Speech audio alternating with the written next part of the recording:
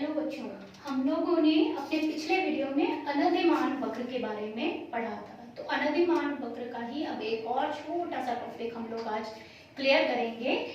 सबसे पहले जिसका नाम है एकदिष्ट अधिमान। तो ये छोटा सा टॉपिक है कि एकदिष्ट अधिमान क्या होता है। Monotonic preferences. तो मैंने आपको बताया था अधिमान का मतलब क्या होता है, अर्थ क्या होता है, वरीयता, प्रेफरेंस देना। ठीक है। और ये भी मैंने आपको पिछले वीडियोस में बताया है कि कोई भी चाहे उत्पादक हो चाहे उपभोक्ता हो, सभी अपना क्या चाहते हैं, लाभ चाहते हैं। ठीक है। तो एक जो समझदार उपभोक्ता होता है वो हमेशा तरजीह जो देगा, हमेशा जो वरीयता देगा, जो प्रेफरेंस देगा, वो उस संयोग को देगा जिससे उसे लाभ हो। ठीक है। अनधिमान वक्र में उसके जितने भी, ठीक है, जितने भी उसके संयोग होते हैं उन संयोगों की उपयोगिता समान होती है, बराबर होती है। ठीक है। लेकिन हम जब अधिमान की बात कर रहे हैं तो अधिमान में उपयोगिता बराबर नहीं होगी। ठीक है। तो एकदिष्ट अधिमान हम कब कहते हैं कि यदि उपभोक्ता को ऐसे संयोग मिलते हैं, ठीक है, जिसमें दो वस्तुओं के लिए ऐसे संयोग उसके सामने रखे गए जिनमें एक वस्तु की मात्रा की तुलना में दूसरी वस्तु की मात्रा अधिक है। ठीक। तो एक वस्तु की मात्रा तो लगातार इक्वल चल रही है, बराबर चल रही है, बट लेकिन दूसरे की मात्रा बढ़ रही है या दोनों की मात्रा बढ़ रही है। तो ऑब्वियस सी बात है वो हमेशा उस संयोग को चयन करेगा, उस संयोग को चुनेगा जिस संयोग में उसे लाभ हो रहा होगा और जिसमें उसे अधिक उपयोगिता प्राप्त, संतुष्टि अधिक प्राप्त हो रही होगी। ठीक है। तो एकदिष्ट अधिमान हम इसी को कहते हैं कि यदि उपभोक्ता एक वस्तु के संयोग को अन्य वस्तु के संयोगों की तुलना में प्राथमिकता देता है, ठीक है ना, तो उसे हम क्या कहेंगे, एकदिष्ट अधिमान कहेंगे। अगर नहीं देता है, सारी, देखिए वो देगा, अगर अधिमान है, वरीयता मिलने के लिए है, वस्तुओं में आपस में भेद है, तो वो निश्चित रूप से वरीयता देगा, ये याद रखिए। ठीक है। अनधिमान कब बनेगा, जब उपयोगिता समान होगी, उसे इससे कोई फर्क नहीं पड़ रहा कोई भी संयोग उसके सामने आ जाए। लेकिन अगर संयोग से फर्क पड़ रहा है तो निश्चित रूप से वो प्राथमिकता उसी को देगा, प्रेफरेंस उसी को देगा, प्रायोरिटी उसके लिए वही बन जाएगा जिस संयोग से उसको लाभ होगा। जैसे मैं अगर दो संयोग वस्तुएं लूं, मैं अपनी ए और बी दो वस्तुएं हैं, एक वस्तु का हमने 10 इकाई है, दूसरी वस्तु की भी हमारी 10 इकाई है। पहली वस्तु की 10 इकाई है, दूसरी की 8 इकाई है। वस्तु की यहाँ पे मान लीजिए आपकी यहाँ 8 इकाई है ना, यहाँ वस्तु की 8 इकाई है, यहाँ वस्तु की 8 इकाई है, यहाँ वस्तु की 6 इकाई है। तो सिंपली आप देखिए इन सभी में 10 10 20 10 8 18 8 8 हमारे कितने हो गए 16 और 8 6 14। ऑब्वियसली बात है ये उसके लिए द बेस्ट ऑप्शन है, ये उसके लिए द बेस्ट ऑप्शन है।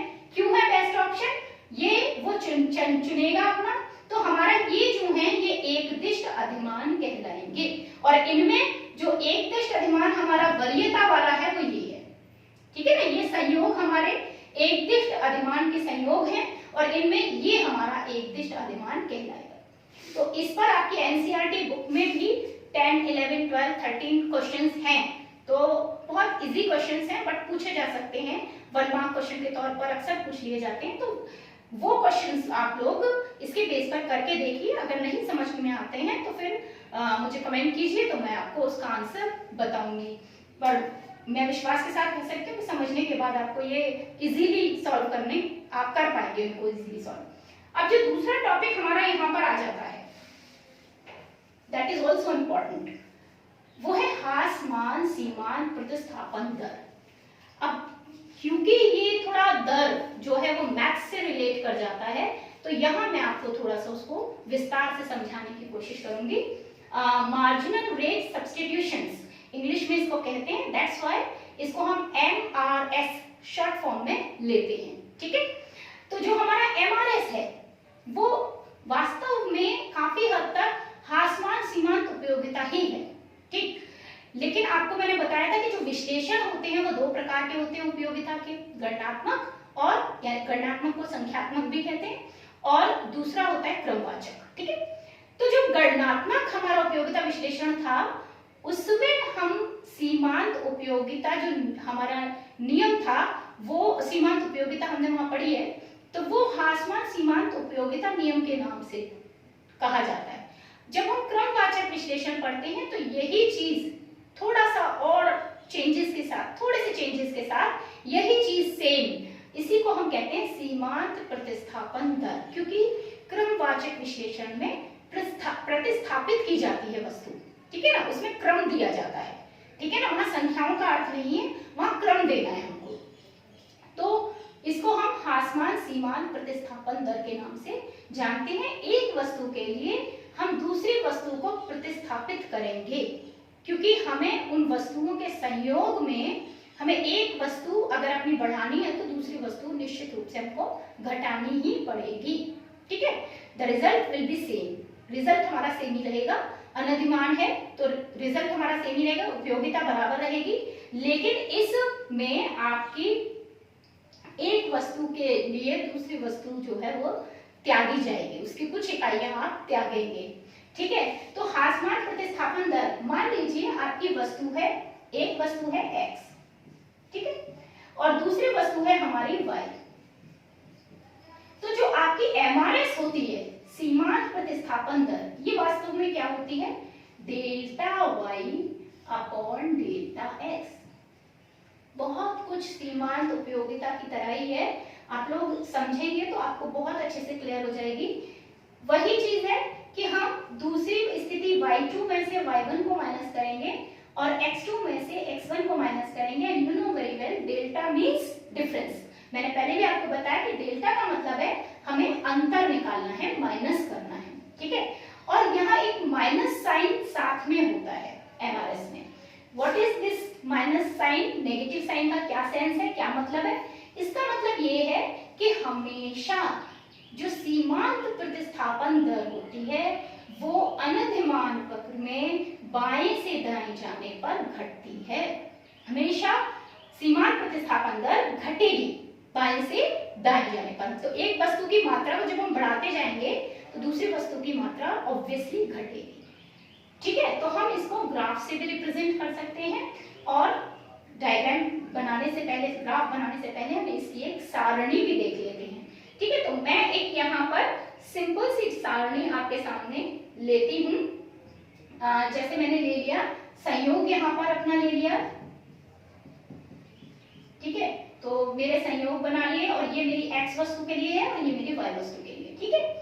संयोग मैंने ले लिया, जैसे a मेरा है कि x वस्तु हमारी 0 है और हमारी y वस्तु 15 है, ठीक है। एक संयोग हमने लिया b कि हमने जो हमारी x वस्तु है उसकी मात्रा को 1 इकाई बढ़ाया, तो हमारी दूसरी वस्तु में हमने 10 कर दिया है, ठीक है। फिर हमारी तीसरी इकाई को हमने क्या किया यहाँ पे, तो मैं इसकी प्रतिस्थापन दर आपको कैसे समझाऊंगी, तो यहाँ पे मैं आपको थोड़ा इसको पास कर देती हूँ, तो यहाँ आपको क्लियर हो जाएगा। यहाँ पर हम अपनी एमआरएस देखते हैं, ओके। तो यहाँ हमारी देखिए, मैंने पहले 0 ले लिया है, ठीक, फिर ये 1 ले लिया, फिर यहाँ पे 2 ले लिया है, ये यहाँ पे ले लेती हूँ मैं 10, और मान लीजिए यहाँ मैंने ले लिया 6, यहाँ मैंने ले लिया है आपका डी स्थिति, जिस स्थिति में मैं ले रही हूँ 3, हमारी अगर 1 इकाई और बढ़ाई है तो हम यहाँ पर मान लीजिए 3 अपना चेंज कर रहे हैं, ठीक है। और हमने नेक्स्ट स्थिति ले ली कि अगर हमने इसे 4 बढ़ाया तो हम यहाँ पर 1 कर दे रहे हैं, और जब हम नेक्स्ट स्थिति और ले जा रहे हैं तो यहाँ पर जैसे ही हम इसे 5 कर रहे हैं, ये हमारी स्थिति 0 पे चली जा रही है, ठीक है। तो हम एमआरएस कैसे निकालेंगे? देखिए एमआरएस कैसे निकलेगा आपका, पहली स्थिति में एमआरएस नहीं निकलेगा, ओके, क्योंकि एमआरएस निकालने के लिए हमें दूसरी स्थिति से पहली स्थिति को माइनस करना है, ठीक। तो जब हमने यहाँ तो हमने कोई इकाई बढ़ाई नहीं ना पहली स्थिति में, इसलिए हम इसे नहीं लेंगे, हम दूसरी स्थिति से बात करते हैं कि हमने 0 से 1 बढ़ाया है, डेल्टा x, ठीक है। तो यहाँ हमारा 1 में से 0 माइनस हुआ, और यहाँ हमारा 10 में से 15 माइनस हुआ, ठीक है। तो जब आपका 10 में से 15 माइनस होगा तो ये कितना आ गया, -5, ठीक, और ये कितना आ गया आपका 1, ठीक है। इसी तरीके से अगर आप यहां करेंगे तो ये हो गया आपका 2 - 1, और यहां हो गया आपका 6 - 10, यानी ये हो गया -4 अपॉन 1। तो आप ऐसे ही आगे तक करके देख सकते हैं। तो हम ये जो माइनस आपकी एमआरएस पहली स्थिति की निकल कर आ रही है बी संयोग की, ठीक है, बी संयोग की जो एमआरएस निकल के आ रही है वो कितनी आ रही है आपकी -5/1। Minus sign is showing, minus sign ये दिखा रहा है कि एक वस्तु की मात्रा अगर बढ़ रही है तो दूसरी वस्तु की मात्रा घट रही है। यानी एक वस्तु की अगर एक अतिरिक्त इकाई चाहिए तो दूसरी वस्तु की हमको कुछ इकाइयों का त्याग करना होगा। और वास्तव में ये दर यही दिखाती है कि कितनी इकाइयों का त्याग करना होगा। देखिए आप दूसरा पॉइंट मेरा देख सकते हैं, मैंने दूसरी इसकी विशेषता लिखी है, दूसरे पॉइंट लिखा है कि ये किसी वस्तु की उस मात्रा को दर्शाती है जो उपभोक्ता दूसरी वस्तु की एक अधिक इकाई के लिए त्यागने को तैयार है। ठीक है ना। तो इस वस्तु की एक अधिक इकाई के लिए इस वस्तु की कितनी मात्रा त्यागने को तैयार है ये हमें सीमांत प्रतिस्थापन दर से पता चलेगा। ठीक है। इसकी एक इकाई बढ़ाने के लिए उसने 5 इकाइयों का त्याग कर दिया वस्तु वाई की। ठीक है। तो हम इसको अनुपात में भी दिखा सकते हैं 5:1। ठीक। तो आपको बुक में भी और आपको बहुत सारे इसके एग्जांपल्स में भी ये अनुपातिक रूप में भी दिखाई देती है। ठीक। और माइनस साइन इसमें यहां मैंने इसीलिए दिखाया कि ये इसमें प्रदर्शित कर रही है कि ये घट रही है। अनधिमान वक्र में हमेशा बाएं से दाएं जाने पर जो सीमांत प्रतिस्थापन दर है वो घटती है। ठीक है। तो माइनस साइन जो है वो इस बात को शो कर रहा है। बट व्हेन आप इसका अनुपातिक रूप में दिखाएंगे, इसको डिनोट करेंगे रेशो के फॉर्म में, तो आपको माइनस साइन दिखाने की आवश्यकता नहीं है। सीधे सीधे आपके मतलब है कि एक अतिरिक्त इकाई के लिए आपको 5 इकाइयों का त्याग करना है। तो यहाँ एमआरएस बेसिकली क्या है 5। ठीक है। क्योंकि 5 को अगर आप 1 से भाग भी करेंगे तो 5 ही आना है। ठीक। तो ये मेरी एक स्थिति हो गई। ऐसे यहाँ पर कितनी है 4। यहाँ अगर आप आगे करते जाएंगे तो 3 में से 2 गया, ये 1 हो गया, और ये 3 में से 6 गया तो 3 आ गया। तो ये हो गया 3:1। ठीक है। तो सीधी सी बात है, यहाँ पे आ जाएगा आपका -3/1 या यू कैन से 3:1। ऐसे ही यहाँ पर आपका आगे आप लोग कर सकते हैं 2/1 आ रहा है, और यहाँ आप कर देंगे तो आपका 1/1 आ रहा है। ठीक है। तो यहाँ पे आपका -2/1 आ रहा है, और यहाँ पे आपका -1/1 आ रहा है। ठीक है। तो इस तरीके से आपका एमआरएस निकल कर आ रहा है। तो अगर मैं एमआरएस को अनुपातिक रूप में यहाँ समझा देती हूँ तो ये हो गया 5:1, यहाँ पे बन रहा है 4:1, यहाँ पे बन रहा है 3:1, यहाँ पे बन रहा है 2:1, यहाँ पे बन रहा है 1:1। तो यू आर सी देख रहे हैं आप कि 5 4 3 2 1 द रेशियो इज डिक्रीजिंग। ठीक है। यहाँ पर आपकी एमआरएस गिर रही है, घट रही है। ठीक है।